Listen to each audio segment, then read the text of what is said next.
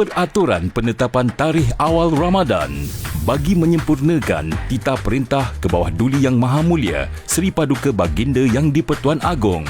Setelah diperkenankan oleh Duli-Duli Yang Maha Mulia Raja-Raja, penyimpan mohor besar Raja-Raja mengisytiharkan bahawa tarikh bagi melihat anak bulan Ramadan ialah pada petang Selasa 17 Februari 2026 Masihi bersamaan 29 Syaban 1447 Hijrah.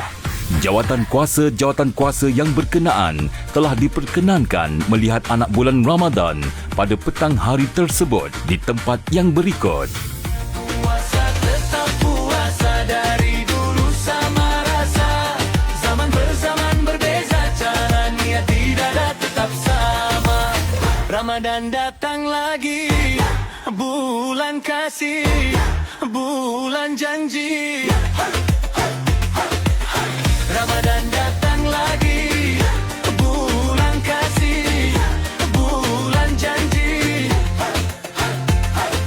Puasa tetap puasa, lapar haus simpan saja, mulut jaga, mata jaga, hati cari redanya. Puasa tetap puasa dari dulu sama rasa. Zaman berzaman berbeza, cara niat tidak ada tetap sama.